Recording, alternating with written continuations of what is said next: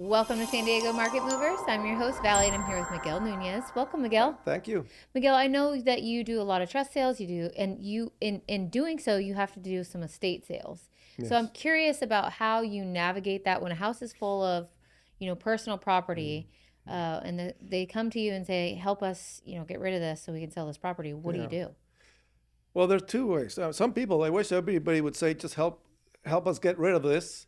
But then maybe within the same family member say, oh, by the way, that vase is a Chinese vase and it's worth X or so. So there's so many opinions on this one. So we have to navigate very carefully. It has nothing to do with the real estate.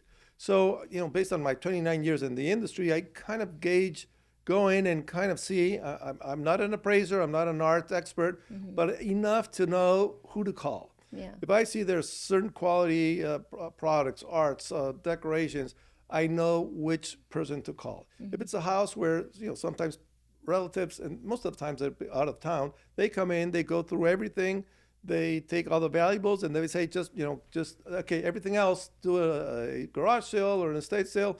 Then that's the easy part. Now, to make things a little bit more complicated, before all the nonprofits like the Salvation Army and those, you could call them up and say, "Hey, there's a lot of good stuff here.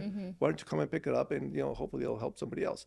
Now they're saturated. Now they say, "Well, we can't send it for somebody, but if you hire this other company, so it costs you a couple grand sometimes to get rid of stuff to donate to the charities." When we have stuff that is valuable, then let's say there's some nice furniture, for example, or china, or then you need to bring somebody, a person who's an appraiser slash estate sale, who will come in and appraise, give an approximate appraisal of what it is. They're not cheap. Typically one of them we use. The whole process costs them about $5,000 with Geez. staff and everything. So whatever it is that they're going to sell has to be over that to cover their Right. expenses. Of course, if there's some art valuable as art pieces there, then more than carries it. Sometimes even a car helps to cover that Sure. minimum. But it is delicate because again, you want to make sure that you have the right person who will appreciate what's in the house. Yeah. Yeah. That sounds like a lot of work, Miguel.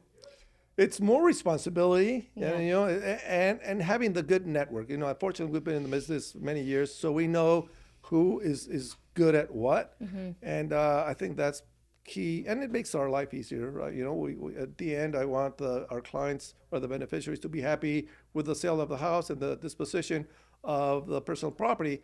Adding that it's not just selling the stuff; it's